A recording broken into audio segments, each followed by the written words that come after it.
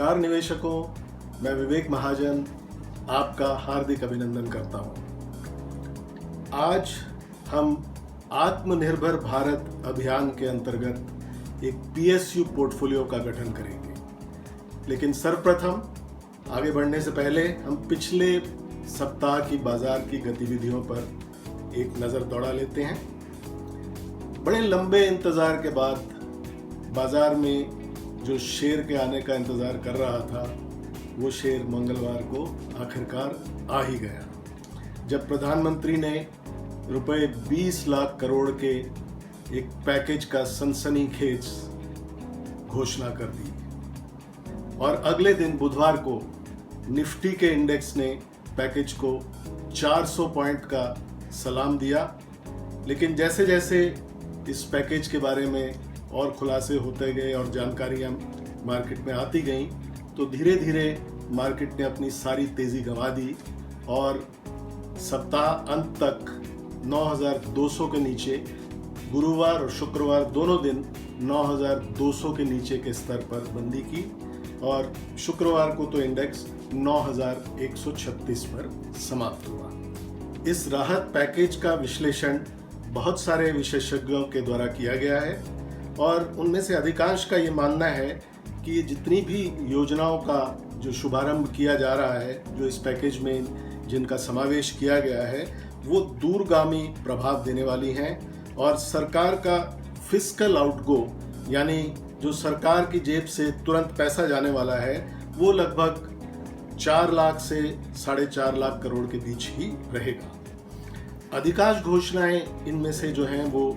RBI के कार्यक्षेत्र में आती हैं, जो मॉनेटरी पॉलिसी से संबंधित है। इस पैकेज में रुपए 8 लाख करोड़ लिक्विडिटी बढ़ाने की जो योजनाएं हैं, जो आरबीआई द्वारा समय समय पर अनाउंस की गई हैं पिछले 2 महीनों के दौरान, उनको भी इस पैकेज का हिस्सा बनाया गया है।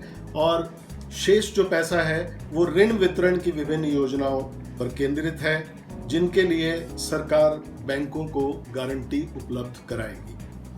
हालांकि पिछले 5 दिनों में एफएम के द्वारा कुछ बहुत आकर्षक योजनाओं की घोषणा की गई है, जैसे one nation one ration card, social infrastructure को इम्प्रूव करना आदि आदि। लेकिन इन घोषणाओं का असर आते आते हमें देखने में बहुत समय लगेगा। हालांकि जो डायरेक्ट बेनिफिट ट्रांसफ़र है, उसका तुरंत प्रभाव से निचले वर्ग के जो लोग हैं उन पर प्रभाव पड़ेगा। और इसी तरह मनरेगा में जो आज 40,000 करोड़ अतिरिक्त राशि आवंटन की घोषणा की गई है, वो भी एक बेहतरीन स्टेप है। परंतु अर्थव्यवस्था को तुरंत प्रभाव से किक स्टार्ट करने के लिए ये कदम पर्याप्त नहीं लगते हैं। कारण इसमें डिमांड साइड, यानी मांग को बढ़ाने वाले विशेष कदमों का अभाव दिखता है। अर्थव्यवस्था में फैली मंदी से पार पाना भविष्य में सरकार के लिए एक बहुत मुश्किल समय होगा। अगले आने वाले सप्ताह में हमारे बाजारों के लिए विश्व बाजारों के संकेत, विशेषकर यूएस मार्केट के संकेत बहुत इंपॉर्टेंट होने वाले हैं। ऐसे में मेरा ऐसा आकलन है कि यदि बाजार कुछ ऊपर जाए, यानी 9,500 या उससे भी ऊपर अगर जाता है, तो हमें यहाँ पर बाजार से निकलना ही उचित निर्णय होगा, क्योंकि उसके बाद बाजारों को लगभग 10 से 15% कम से कम नीचे जाने की संभावना बहुत प्रबल है। बाजार कहाँ तक नीचे गिर सकता है, इस पर हम अगले अंक में विस्तार से चर्चा करेंगे। आगे बढ़ने से पहले आपसे एक निवेदन है कि यदि आपने चैनल को सब्सक्राइब नहीं किया है तो सब्सक्राइब का बटन दबाकर इसे सब्सक्राइब कर लें और इस वीडियो को अपने साथियों सहभागियों में शेयर अवश्य करें। तो आइए अब हम बढ़ते हैं आज के विषय की ओर, आत्मनिर्भर भारत और उससे संबंधित पीएसयू पोर्टफोलियो। साथियों, पिछले कुछ वर्षों में पीएसयू स्टॉक्स ने बेहतर प्रदर्शन नहीं किया है, लेकिन राहत पैकेज के तहत सरकार ने पीएसयू कंपनीज के लिए कई घोषणाएं की हैं। इनकी सेहत ठीक करने के लिए सरकार की इच्छा कुछ गंभीर लगती है और इन्हीं के चलते मेरा ये मानना है कि हमारे इक्विटी पोर्टफोलियो में कम से कम 15 से 20% ये PSU स्टॉक्स का सम्मिलित होना एक अच्छी बात रहेगी। 2 सप्ताह पहले मैंने वायरस फ्री पोर्टफोलियो के तहत आपको 11 स्टॉक्स सुझाए थे। हमने एक क्रिकेट टीम का चयन किया था। यदि आप इन 11 स्टॉक्स के बारे में जानकारी चाहते हैं तो उसका लिंक डिस्क्रिप्शन बॉक्स में दिया गया है, वहां जाकर आप इन स्टॉक्स के बारे में जानकारी ले सकते हैं। आज हम PSU स्टॉक्स की एक कबड्डी टीम का गठन करेंगे। क्या आपको मालूम है कबड्डी टीम में कितने खिलाड़ी एक समय पर मैदान में उतरते हैं? तो जवाब है 7। तो आज मैं आपसे 7 बेहतरीन PSU स्टॉक्स की चर्चा करूंगा। आप अपने विवेक और अपनी रिसर्च के आधार पर इनमें निवेश करने का कार्यक्रम बना सकते हैं। सर्वप्रथम हम PSU यानी सरकारी क्षेत्र के संस्थानों के इतिहास पर एक नजर डाल लेते हैं। स्वतंत्रता प्राप्ति के बाद एक प्लान्ड इकोनॉमिक डेवलपमेंट का सहारा लिया भारतीय अर्थव्यवस्था के लिए। पहली पंचवर्षीय योजना 1951 से 56 के बीच में चली, जो बहुत कामयाब नहीं रही, और उसी के मद्देनजर भारत के प्रथम प्रधानमंत्री ने भारत में PSUs को तेजी से आगे बढ़ाने के लिए एक आवश्यक योजना बनाई। हैवी इंडस्ट्री, स्टील, तेल और गैस, बैंकिंग और इंश्योरेंस के क्षेत्र में PSUs का लगातार गठन किया गया और 1960 से 1990 इन 3 दशकों में भारत का औद्योगिकरण बहुत तेजी से आगे बढ़ा और इसका प्रमुख बीड़ा उठाया इन्हीं PSU स्टॉक्स ने। 1990 के दशक में जब प्राइवेट सेक्टर के लिए भी इकोनॉमी को खोला गया तो उसके बाद PSU स्टॉक्स ने प्राइवेट सेक्टर के साथ कंधे से कंधा मिलाकर देश की अर्थव्यवस्था को बहुत तेजी से आगे बढ़ाने का क्रम जारी रखा। लेकिन सोशल ऑब्जेक्टिव्स को पूरा करने के दायित्व के तले PSU स्टॉक्स की प्रॉफिटेबिलिटी कई बार दांव पर लगाई जाती रही है, परंतु अब सरकार के निर्णयों से ऐसा प्रतीत होता है कि PSU के प्रति सरकार का दृष्टिकोण बदल रहा है और PSUs में आने वाले समय में हम स्ट्रैटेजिक बदलाव देखेंगे जिससे यह मेक इन इंडिया के लक्ष्य को प्राप्त करने के लिए मददगार बन सकें। दूसरी पंचवर्षीय योजना 1956 से 61 और इंडस्ट्रियल पॉलिसी 1956 के तहत भारत में PSEs की स्थापना की गई। PSEs यानी सरकारी क्षेत्र के प्रतिष्ठान। सरकार ने इनको 3 भागों में बांटा है।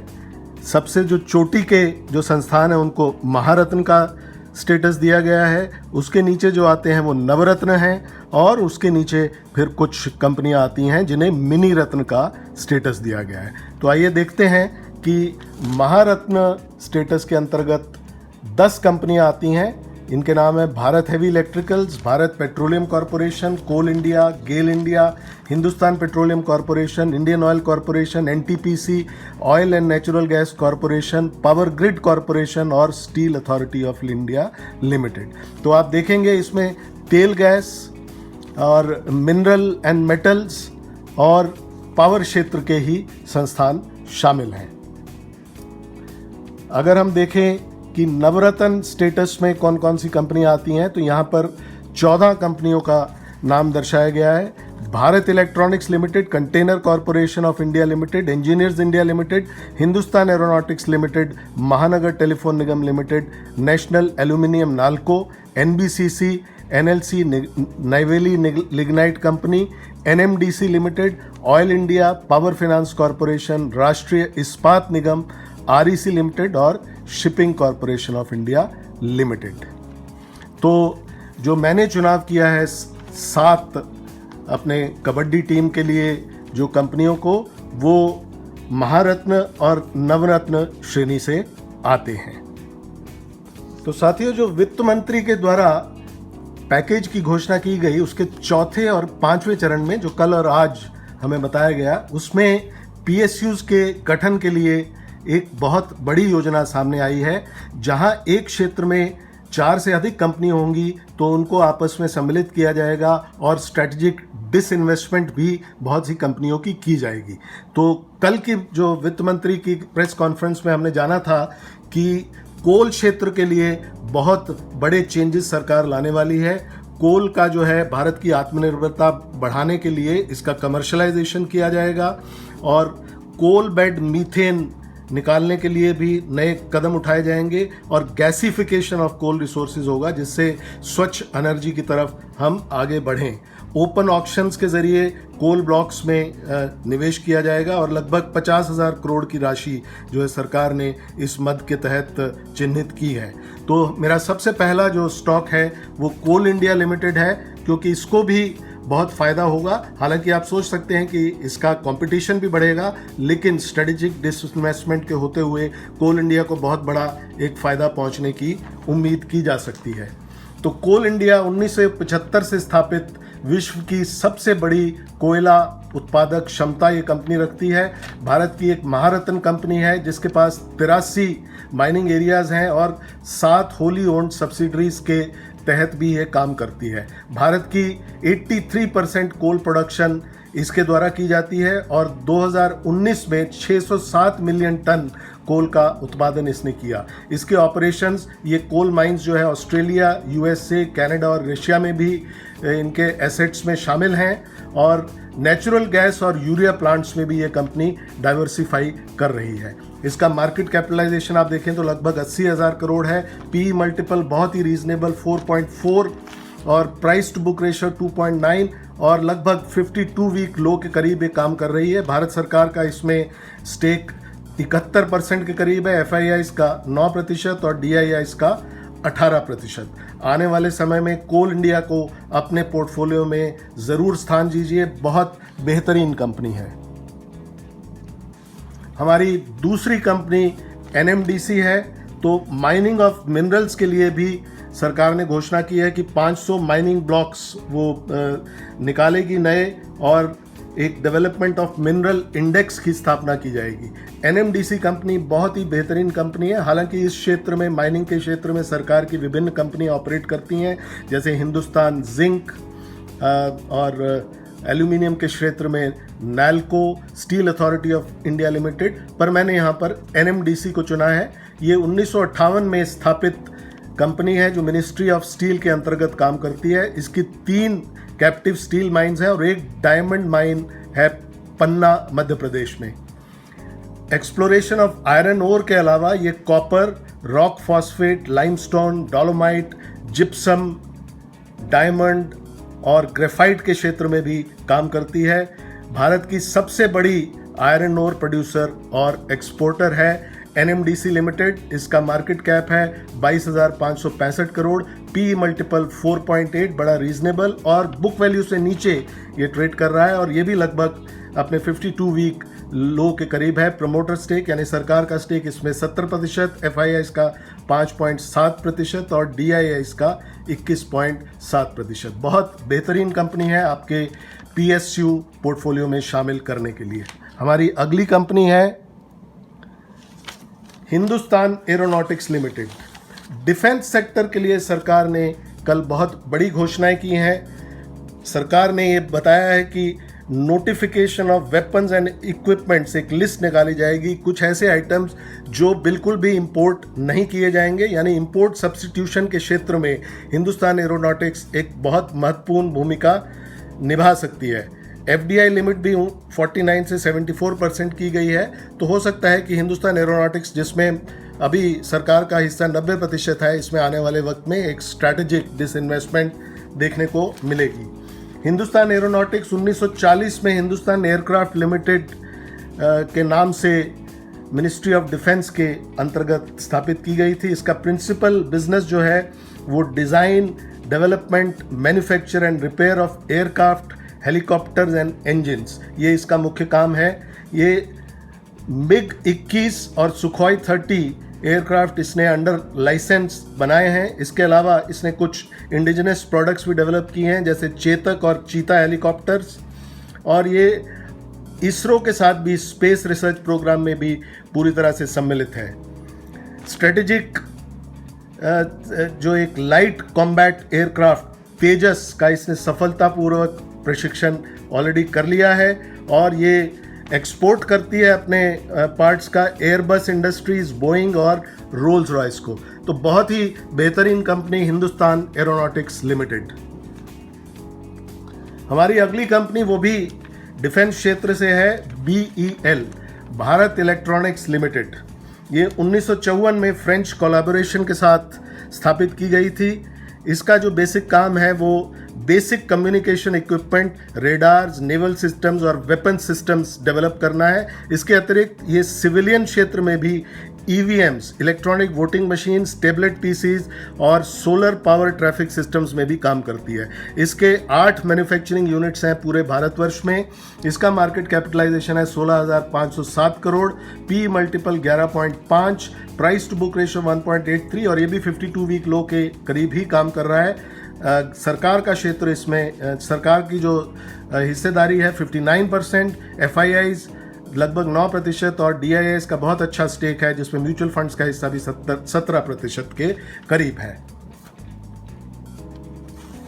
हमारी 5वीं कंपनी आती है इस PSU के क्षेत्र में, NTPC। NTPC national thermal power corporation के नाम से स्थापित की गई थी, लेकिन इसका नाम आजकल NTPC है क्योंकि ये थर्मल पावर से हटकर भी कई अनेक क्षेत्रों में काम कर रही है। थर्मल पावर इसका अभी भी लगभग 50 से 7% बिजनेस देता है। 1975 में एस्टेब्लिश्ड ये भारत की सबसे बड़ी एनर्जी कंपनी है जो फॉसिल फ्यूल यानी कोयला इत्यादि से भी बिजली बनाती है और इसके अलावा हाइड्रो इलेक्ट्रिसिटी, न्यूक्लियर एनर्जी और रिन्यूएबल एनर्जी सेक्टर में भी पावर क्षेत्र में बहुत अपना योगदान करती है। ये महारत्ना PSU है और सबसे बड़ी बात, इसको नंबर 2 की रैंकिंग प्राप्त है इंडिपेंडेंट पावर प्रोड्यूसर IPP, जो टॉप 250 ग्लोबल एनर्जी कंपनीज हैं उसमें इसका स्टेटस जो है IPP में नंबर 2 का है। इसकी कुल इंस्टॉल कैपेसिटी है 62,000 मेगावाट और R&D में ये नेत्र इनका एक मॉडल है जिसके तहत ये कटिंग एज टेक्नोलॉजीज पर काम करते रहते हैं और पावर प्रोड्यूस करने के अलावा ये कंसल्टेंसी डोमेस्टिक और फॉरेन क्लाइंट्स को भी देती है। तो हमारी टीम का छठा खिलाड़ी है गेल इंडिया लिमिटेड, जो ऑयल एंड गैस क्षेत्र से है। इस क्षेत्र में PSUs का भरमार है। अगर हम ऑयल मार्केटिंग के क्षेत्र में देखें तो HPCL, BPCL और IOC, और ऑयल एक्सप्लोरेशन के क्षेत्र में देखें तो ऑयल इंडिया, गेल और इसके साथ ONGC। तो मैंने यहाँ पर गेल का चुनाव किया है, उसके कुछ कारण हैं। ये कंपनी 1984 में एस्टेब्लिश हुई और इसको पहला काम दिया गया हजीरा विजयपुर जगदीशपुर पाइपलाइन का कंस्ट्रक्शन, जो इसने 18 महीने के रिकॉर्ड टाइम में पूरा किया और उसके बाद इसकी एक बहुत अच्छी इमेज बनी। आज गेल जो है वो 2000 किलोमीटर से ज़्यादा का LPG पाइपलाइन नेटवर्क ओन करती है और देश के हर कोने में गैस पहुंचाने का काम करती है। इसके साथ साथ गेल ने गैस एक्सप्लोरेशन के अलावा LPG प्लांट्स भी इसके हैं और इसने जो कुछ कंपनियां सिटी गैस ट्रांसमिशन के लिए प्रमोट की हैं, जैसे बम्बई में महानगर गैस लिमिटेड और दिल्ली में इंद्रप्रस्थ गैस लिमिटेड, जहां पर इसकी हिस्सेदारी 30 से 35% के करीब है। इसके अलावा अब ये 6 और महानगरों में, जिसमें वाराणसी आदि भी शामिल हैं, वहां पर भी गैस डिस्ट्रीब्यूशन का काम करेगी।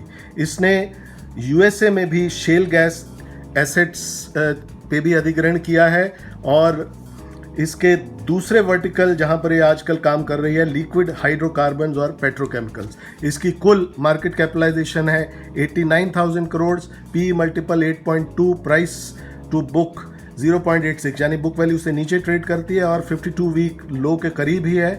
गवर्नमेंट ऑफ इंडिया का स्टेक 52%, FII स्टेक 18.7% और DII इसका 26%। तो बहुत अच्छी कंपनी आपके PSU पोर्टफोलियो के लिए। और आखिरी और 7वीं कंपनी जो मैंने चुनी है वो है भारत हेवी इलेक्ट्रिकल्स लिमिटेड। ये भी एक बहुत बेहतरीन कंपनी है जो कि अगर देखा जाए तो महारत्न इसको स्टेटस प्राप्त था, लेकिन पिछले कुछ समय से इसका प्रदर्शन अच्छा नहीं रहा है। 1955 में एसोसिएटेड इलेक्ट्रिकल इंडस्ट्रीज यूके के साथ एक कोलैबोरेशन के तहत इसका भोपाल में इसकी स्थापना की गई। पावर सेक्टर को बढ़ावा देने के लिए BHEL का कार्यक्षेत्र बढ़ा और 1960 के दशक में 3 नए प्लांट तिरुचिरापल्ली, हैदराबाद और हरिद्वार में लगाए गए, जहां पर हाई प्रेशर बॉयलर, पंप्स और कंप्रेसर्स ये पावर इंडस्ट्री के लिए बनाती है। और इसने फास्ट एक्सपेंशन किया है, एक पैन इंडिया कंपनी बनी है, लेकिन एक अच्छी ऑर्डर बुक पोजीशन जो कि 1 लाख करोड़ से ज़्यादा की है, उसके बावजूद BHEL ने पहली बार जून क्वार्टर 2019 में लॉस प्रस्तुत किया, जिसके कारण स्टॉक पर बहुत बुरा प्रभाव पड़ा और स्टॉक बहुत तेज़ी से नीचे गिरा और लगभग 2 वर्ष के अंतराल में ही 200 रुपये का स्टॉक 20 रुपये के करीब पहुंच चुका है। लेकिन अब भारत के मेक इन इंडिया कैंपेन में BHEL ने फॉरेन कंपनीज को आमंत्रित किया है और उनको अपनी बंद पड़ी इकाइयों में काम शुरू करने के लिए लैंड बैंक के तहत, जो एक बहुत बड़ी एक स्टोरी ये बनने जा रहा है, और मेक इन इंडिया को आगे बढ़ाने के लिए BHEL ज़रूर जो है नए ऑर्डर भी प्राप्त करेगा और अपनी जो क्षमता इसके पास खाली पड़ी है और जो लैंड बैंक पड़ा है उसका इस्तेमाल, ये जो चाइना से जो विस्थापित होकर कंपनियां हिंदुस्तान में आएंगी, तो BHEL उसके लिए एक बड़ा पर्याय बनेगा ताकि मेक इन इंडिया को आगे बढ़ाया जा सके।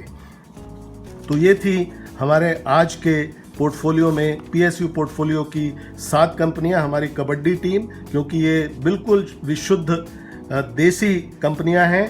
तो क्रिकेट तो हम सभी लोग फॉलो करते हैं, लेकिन कबड्डी में भारत का अच्छा खासा दबदबा है और भारत की टीम जो है अभी भी लगातार विश्व चैंपियन बनी हुई है। तो मुझे कोई इसमें संदेह नहीं है कि ये जो कंपनियां मैंने आपको बताई हैं, अगर आप पूरा सोच समझकर इसमें निवेश करेंगे तो आपको बहुत अच्छे रिटर्न प्राप्त होने की संभावना पूरी है।